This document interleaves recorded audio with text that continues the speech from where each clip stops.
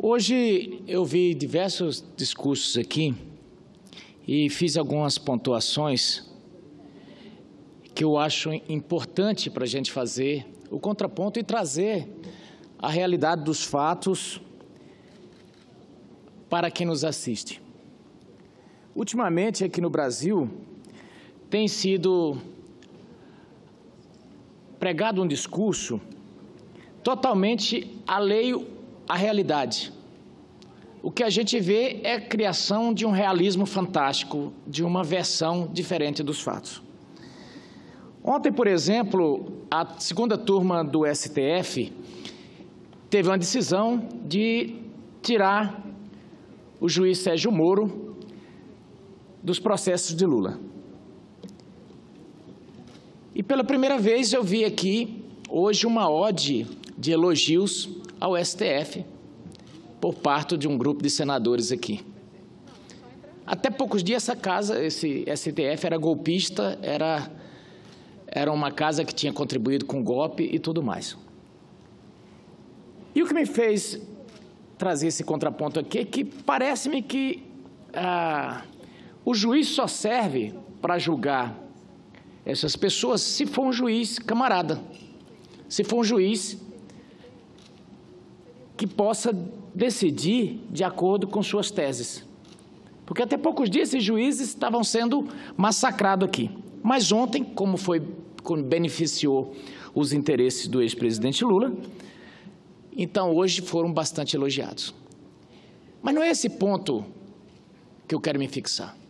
A minha preocupação é que nós criemos aqui no Brasil essa cultura de que precisamos contornar o judiciário de acordo com a posição e o nome do réu. É bem sabido que quando, na formação do Estado, os cidadãos, eles abriram parte de sua liberdade em prol da segurança, em prol de viver em comunidade. Mas todos nós esperamos que, quando alguém vai para um caso para o judiciário, que a lei seja igual para todos, de acordo com o que diz o artigo 5º da Constituição, independente de cor, raça, religião, independente de qualquer coisa, independente da posição social, independente do que já foi, porque não tem nada a ver a posição do sujeito com o processo dele. O processo dele se define de acordo com as fases, com ponto, contraponto. Se ele não concorda, põe um advogado. Se não achou que o advogado não está bom, troca. Agora, é a primeira vez que eu vejo a troca de juiz. Eu, como bom flamenguista, espero que isso venha para o futebol, senador Omar Aziz, porque quando o Flamengo estiver perdendo, eu vou pedir para trocar o juiz. Quer dizer, isso é uma barbaridade aos olhos de quem está no dia a dia. E talvez seja por isso que Brasília, quando eu digo Brasília, incluindo todos os três poderes, a população esteja enojada. É por causa do drible. Aliás, o drible, até no futebol, o drible é ruim. Quando você toma um drible, você fica chateado. E a população está se sentindo driblada. Essa que é a coisa. Eu espero que a nossa corte possa ter muito cuidado.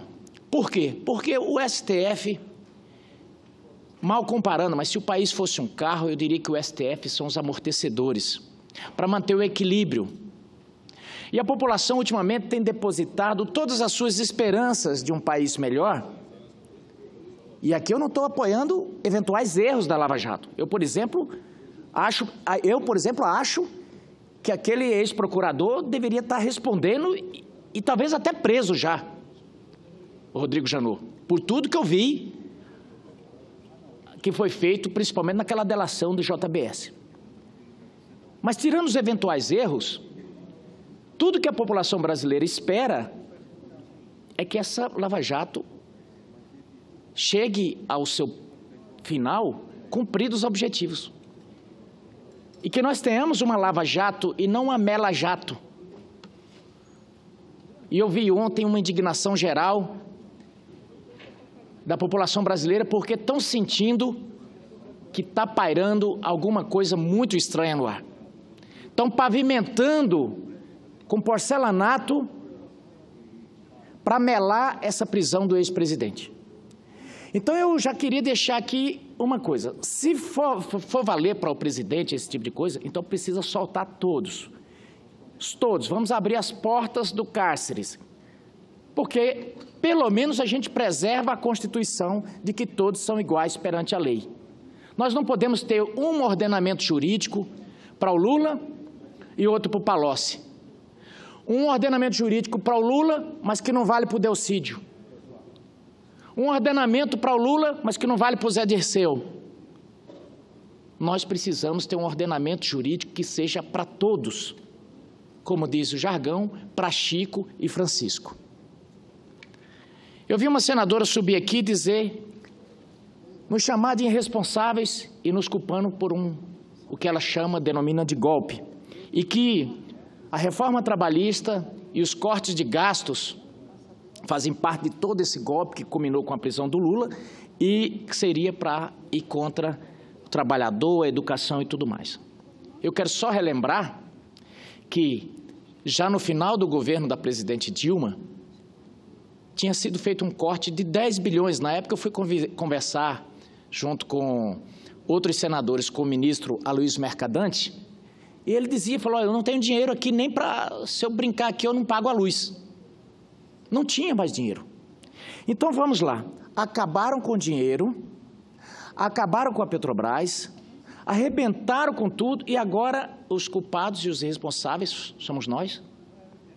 A economia já estava arrebentada, agora diz que nós arrebentamos com a economia. Nós já estamos agora, a inflação que era de 2 dígitos já está em 2%, um dígito só. E aí vem aqui e chama os colegas de responsáveis, de canalhas.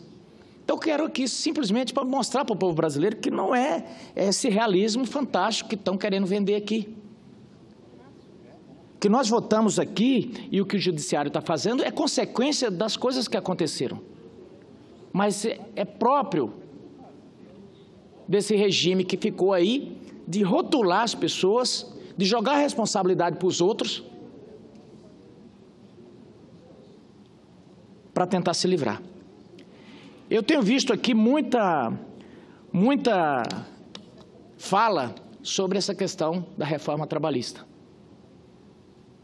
Eu não tenho medo de dizer, eu votei na reforma trabalhista, porque eu não tenho dúvida que ela é boa para o trabalhador. E por quê? O que o trabalhador quer? Ele quer emprego, ele quer estar empregado, não tem direito mais sagrado do que o direito ao emprego. E do que adianta ter uma lei bonita que dificulta o trabalhador a ter emprego? Mas não, vieram aqui dizer que estão acabando com os direitos do trabalhador. Mas eu quero só refutar algumas coisas. Por exemplo, disseram que o trabalhador só vai ter 1 hora de almoço. Isso não é verdade. Que vai perder 13º, não é verdade.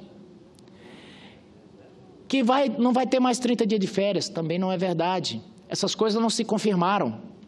Então, todas essas falácias que foram feitas, que tinha sido feito um acordo aqui e que não veio uma medida provisória. Então, na verdade, eu quero deixar esses esclarecimentos aqui para as pessoas saberem. Não é verdade também que a Constituição diz que prisão só depois de trânsito em julgado. A Constituição não diz isso. As provas só se verificam até a segunda instância, portanto, depois da segunda instância não tem mais. A configuração de culpa é ali. Então, são necessários esses esclarecimentos para que a população brasileira saiba que está em curso, obviamente, uma grande estratégia para soltar o líder e depois torná-lo candidato. Se for candidato, não tem problema. Mas o questionamento que eu faço é o seguinte: se for para soltar um, tem que soltar todos. Até o seu Zé, que foi preso por um furto de galinha, porque não é condizente com o nosso ordenamento jurídico essa diferenciação. Muito obrigado, senhora presidente.